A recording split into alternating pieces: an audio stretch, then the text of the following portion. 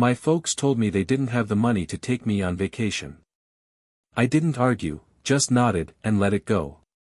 But then I saw my sister's kids boarding first class, and I stayed quiet, didn't say a word. A week later, though, the smiles were gone. See, I've always been the forgotten sibling. Not the favorite, not the one everyone bragged about over mashed potatoes at family dinners. I was just, there. My sister Melissa. She was the golden girl. Perfect in every way. The daughter who never messed up. The wife who had it all. The picture-perfect mom to two adorable kids. She was the one my parents would move mountains for. And me? I was Lucas. The dependable one. The one who kept his head down, paid his bills on time, and, unfortunately for me, usually had money to spare whenever a family crisis popped up. It started off small. "Luke, can you cover the electric bill this month?" Mom had asked me once, sounding a little sheepish. "Your father and I are just a bit short right now." I had just landed my first real job, and I was eager to help. Then Melissa needed something. "Aiden needs braces," she'd said with a tired sigh over the phone. "They're just so expensive, and I wouldn't ask if I wasn't desperate. But I know you're doing okay." So, I chipped in. Paid bills. Covered surprise repairs. Picked up school supplies for the kids. "You're so lucky, Luke," Mom would say with a sweet smile. "You don't have all the responsibilities Melissa has." Lucky. That's what they called it. I convinced myself it was all fine. I mean, they're family, right? And truthfully, I wasn't hurting for cash. No wife. No kids. No giant mortgage hanging over my head. But there was one thing I'd always wanted, just one thing. To travel. For years, I had dreamed about it. I'd browse flights, research cities, build little itineraries in my head. I'd saved up. But every time I got close, something came up, a busted water heater, a tearful phone call, or a guilt trip wrapped in, "We just need a little help." So when I finally booked my dream trip to Italy, and paid for every dime myself, I didn't tell a soul. Not a word. It felt like the first truly selfish thing I'd ever done. Or at least, I thought it was. I was standing in the economy line at the airport, that buzz of excitement and exhaustion swirling in my chest like a cocktail of nerves. Then I heard her voice. "No, Aiden, drop the backpack. The seats are huge, you won't need all that." I turned, and my heart just about stopped. There she was, Melissa. With her kids. My parents. All of them, standing in the priority boarding line. Laughing. Relaxed. Wearing coordinated vacation outfits like something out of a travel ad. And yep, first class. For a second, I honestly wondered if I was dreaming. These were the same people who swore they couldn't afford a getaway for me.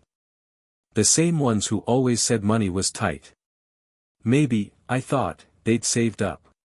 Maybe this was just something they'd planned for months. And then I heard my mom laugh. "I still feel a little bad we couldn't take Luke," she said, chuckling. "Oh, please," Melissa scoffed.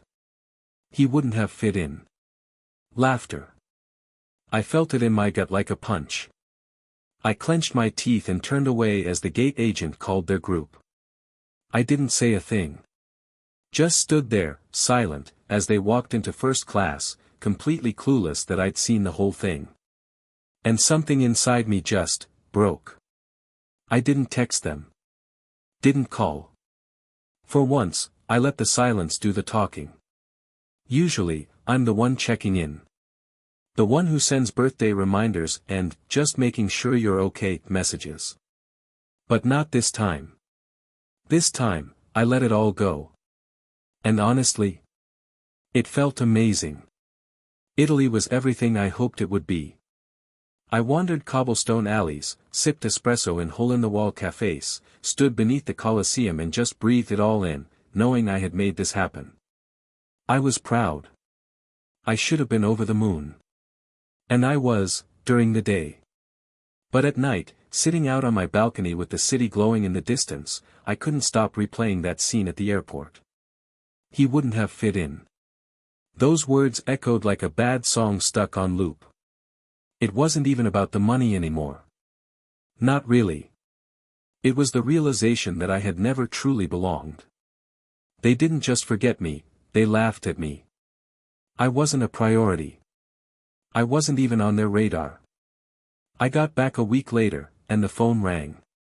First up. Mom. Hey, sweetheart.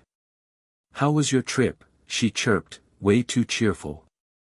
It was great, I replied, keeping my voice flat. Oh, good. Listen, your dad and I were hoping you could help us out a bit this month.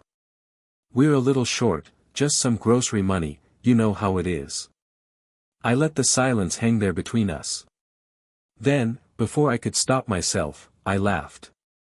It wasn't planned. Just came out, dry and bitter. Groceries. I said it again, slower this time, groceries. You mean like the ones you picked up after flying first class? The line went quiet. Then came a shaky laugh. Luke, that was different, Mom said, trying to brush it off. We had some airline miles saved, and Melissa found this amazing deal. Don't, I interrupted. Just, don't. Sweetheart, it's not what you think, she tried again. We would have taken you if we could, okay? But you could have, I snapped. You just didn't want to. More silence. I could practically hear her scrambling to come up with an excuse.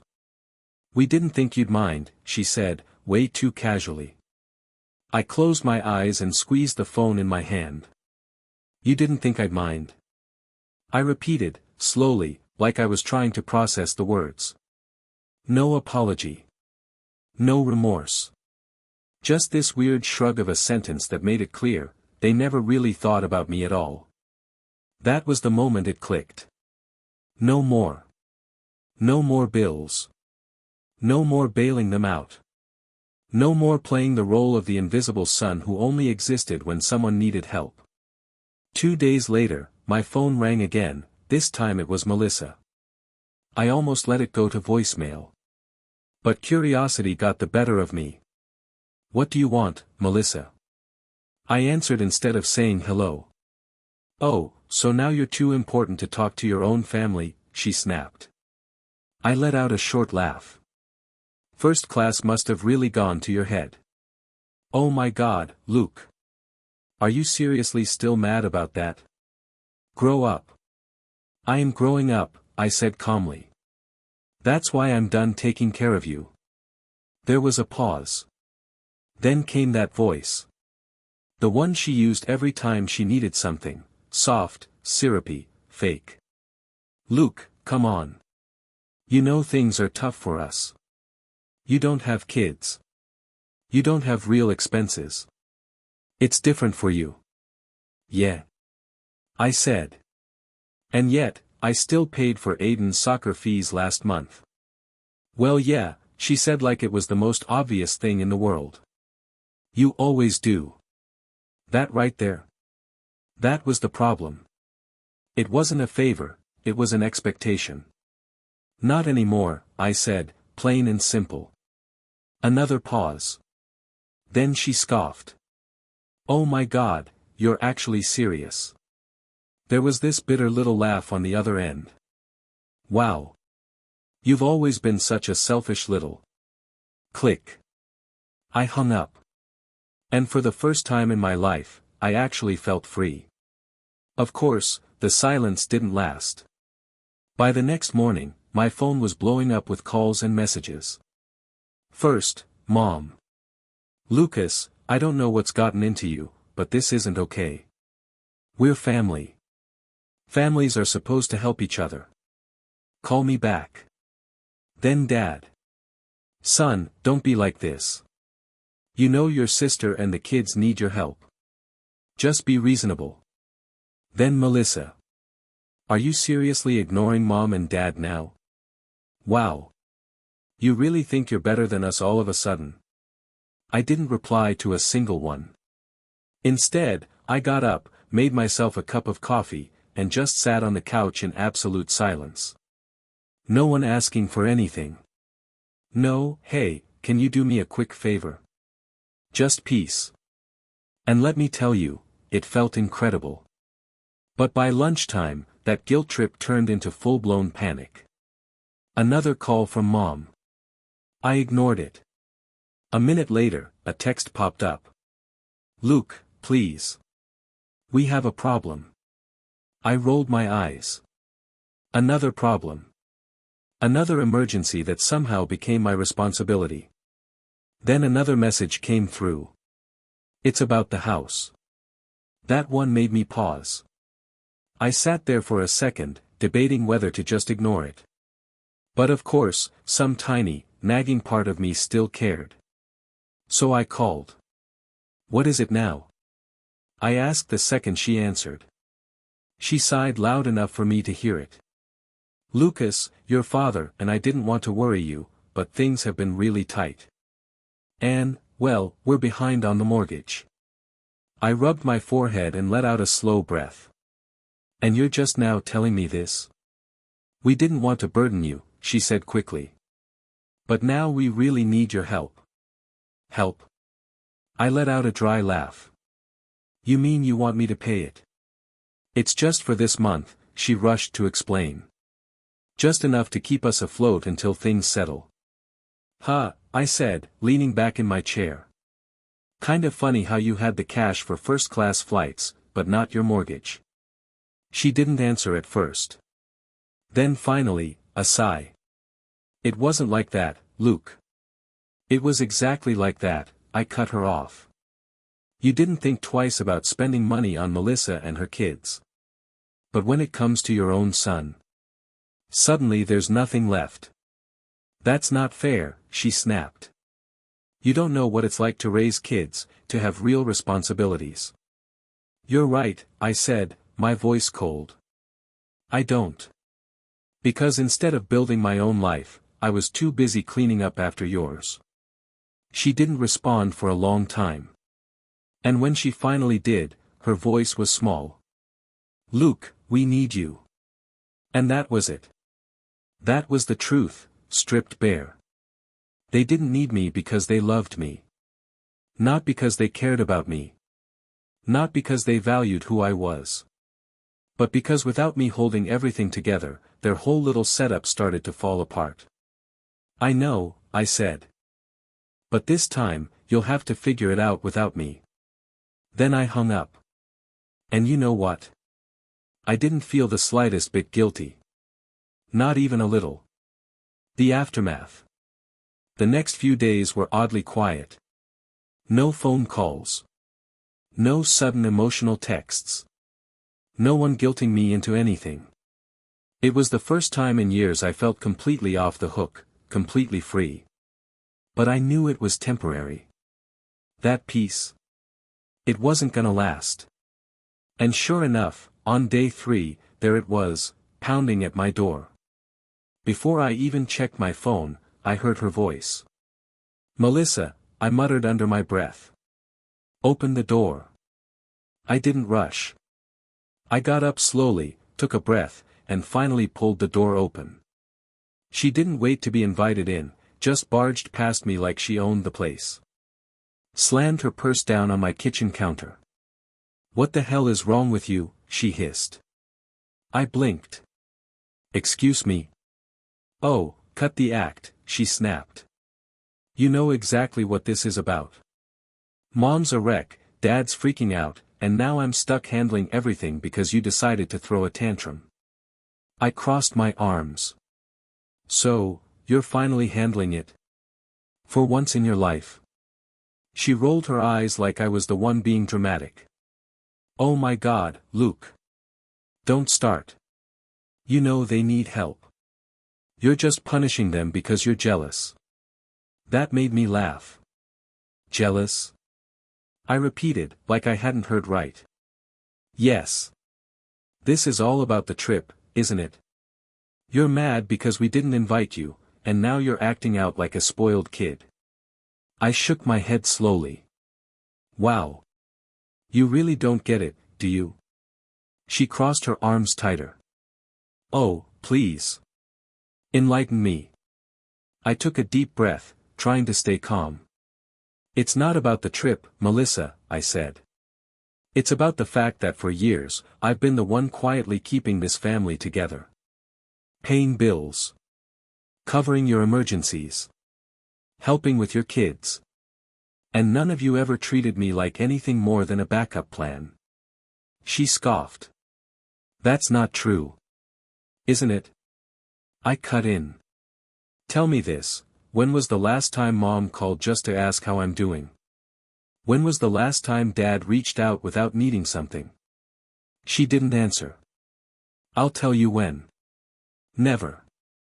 The only time I hear from any of you is when something's wrong, and I let it happen because I thought, hey, that's what family does. Then I looked her dead in the eye. But seeing you all in first class, laughing like I was some inside joke. That changed everything. She went pale. I knew I had her.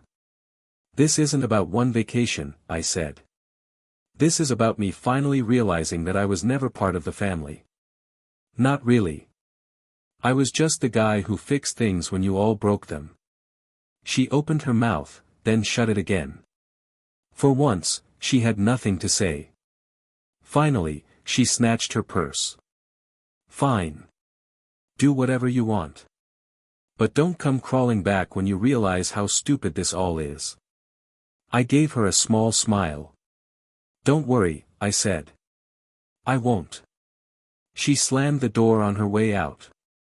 And for the second time in my life, I felt free.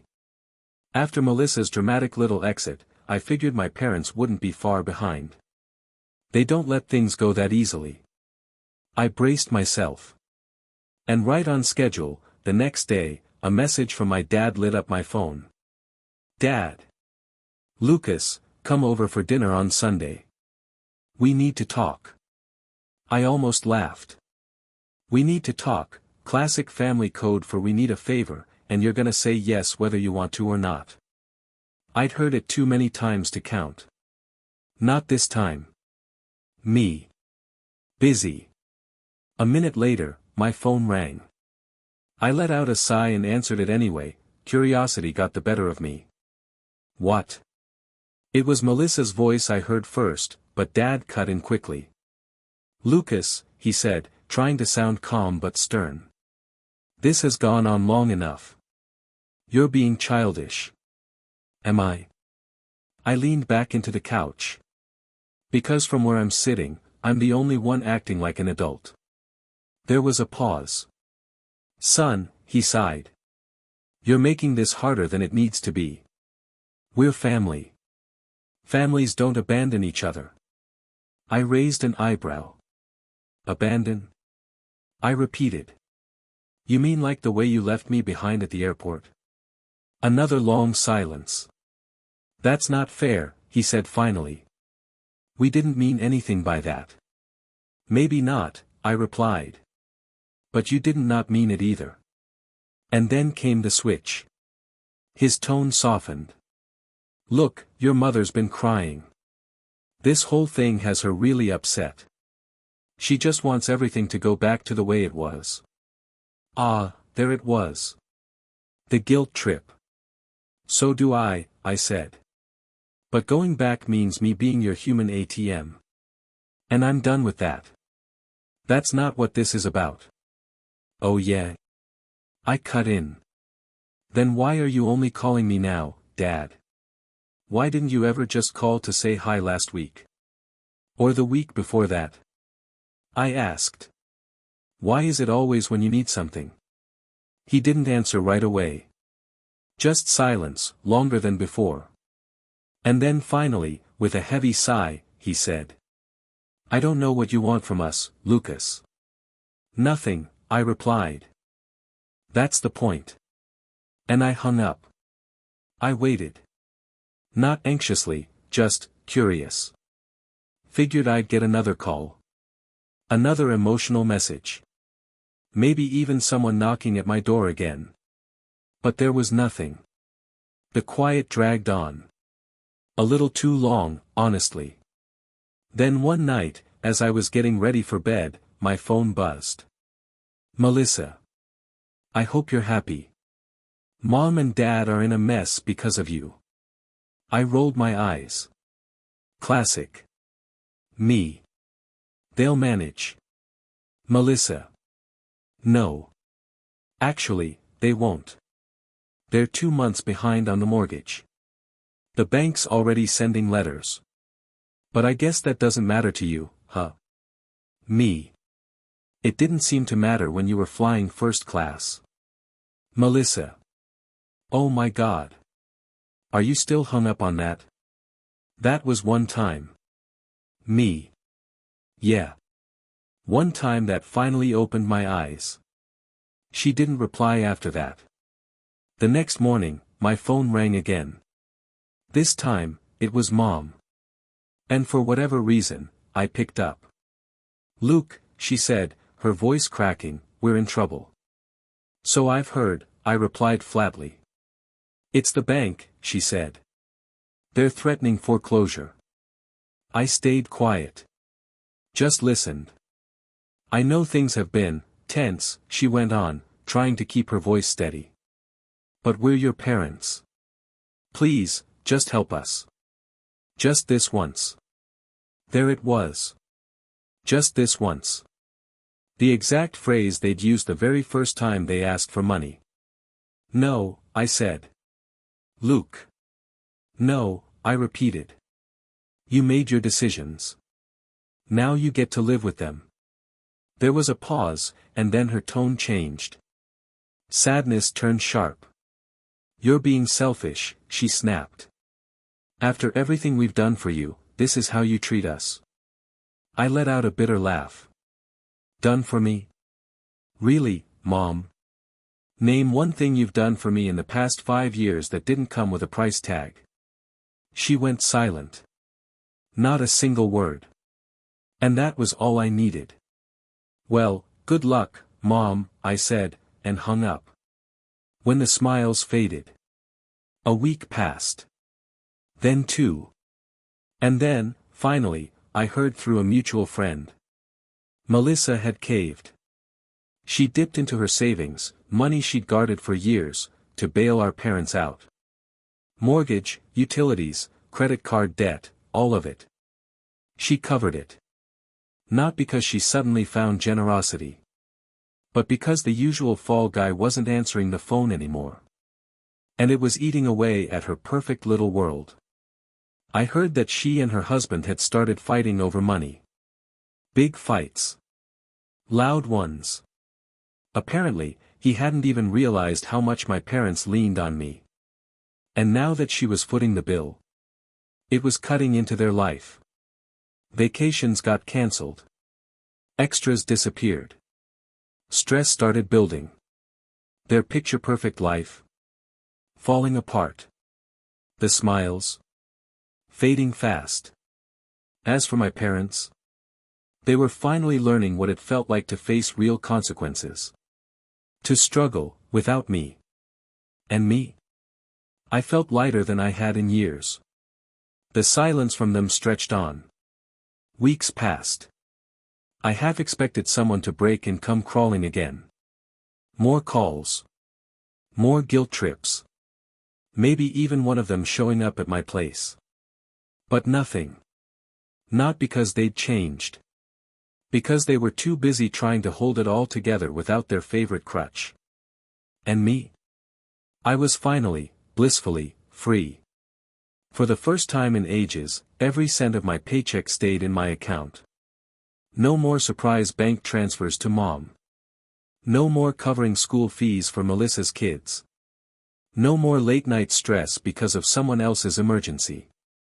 I started living. Really living. I redecorated my place. Bought new furniture. Finally got that fancy espresso machine I'd been eyeing for years. Took another trip, this time to Japan. A place I'd dreamed about since I was a teenager. And I enjoyed it. Every minute. No guilt. No late-night texts begging for help. No weird shame for spending my own hard-earned money on myself. It felt like stepping into someone else's life, one where I mattered. Where I wasn't just a paycheck with a pulse. Then came the collapse. One night, I was scrolling social media, not really looking for anything. And then I saw it, a tag on a photo from one of Melissa's friends. It was a picture of Melissa and her husband out at dinner. But something felt off. The caption read, "Tough times don't last, but tough people do. Hang in there, Melissa." She forced a smile, but you could see right through it. Her husband, Derek, looked completely drained, like the stress had worn him down to the bone. Honestly, they both looked like they'd aged 10 years in just a few weeks. Out of curiosity, I tapped over to Melissa's profile. The usual flood of cheerful family pics was gone. No beach getaways. No over-the-top birthday parties for the kids. No posts bragging about how perfect her life was. Just silence. That raised an eyebrow. And then, out of nowhere, I got a message from someone I never expected, Jenna. One of Melissa's old friends. "Hey, Luke. I don't know if it's okay to message you, but I figured you should know, things are pretty rough at their place right now." I stared at the screen for a second, unsure whether to even reply. "Me, why are you telling me this?" "Jenna, because I remember how much you used to help them. And now that you've stopped, well, everything's falling apart." A few minutes later, she sent another message. This one came with a screenshot, apparently from a private group chat Melissa was in with her closest friends. And there it was. Everything my sister had been saying about me, laid out plain as day. "Melissa, Luke is such an idiot. He's just sitting there watching us go under like we deserve it. He only cares about himself. Melissa, I had to dip into my own savings just to keep mom and dad above water. And guess what? They're still sinking. We can't keep doing this." Derek's livid. He says this is all Luke's fault for letting them rely on him in the first place. "Melissa, I swear, if Luke doesn't come crawling back soon, I don't know what we're gonna do." I actually laughed out loud at that part. Crawling back. She still thought I was the one who needed them. Then came a call I didn't expect. About a week later, my phone lit up with an unknown number. I almost ignored it, but something in my gut said to pick up. "Hello? Luke?" I froze. It was my dad. I hadn't heard his voice in over a month. "What do you want?" I asked, my voice flat. He let out one of those deep, tired sighs. "Son, we need to talk." "No, we really don't." "Lucas," he said, slipping right back into that familiar patronizing tone, "this has gone on long enough. You've made your point. But we're still your parents. And this is getting out of hand." I smirked. "What's out of hand? You ditching your own family for a cruise?" That hit a nerve. "That's ridiculous," he snapped. "We didn't abandon anyone. It was just a vacation." And there it was, the complete lack of awareness. "This isn't about a vacation," I told him, the edge in my voice getting sharper. "This is about years, years of me pouring everything I had into this family and never once feeling like any of it mattered." "That's not fair," he shot back. "We've always appreciated you. Then why wasn't I ever invited?" I cut in. Silence. I could hear his breath catch. I could almost feel the weight of my question pressing on him. But he didn't answer it.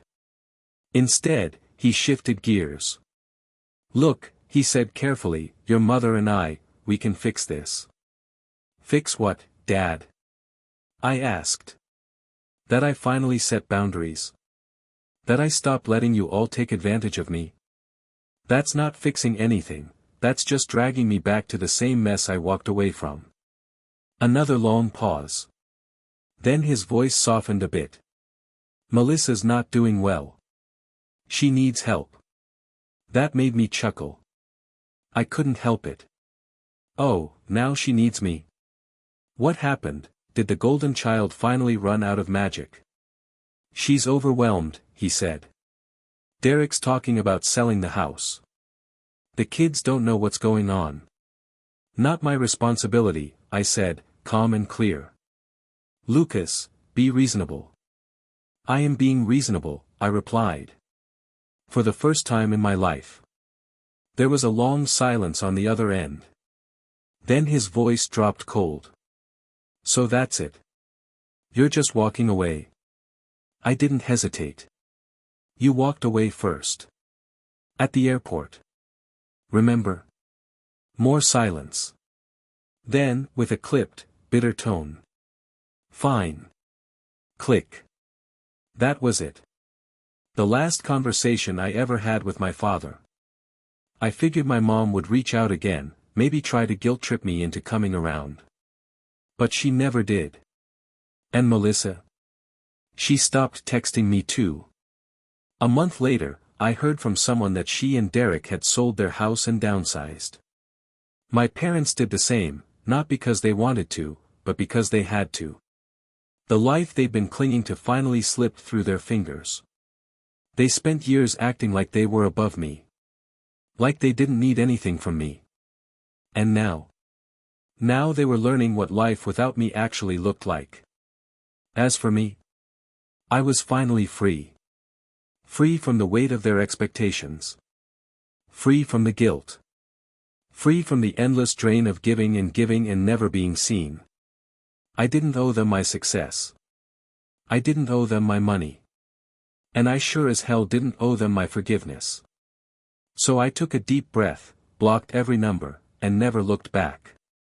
For the first time ever, I was living for me. And it felt damn good.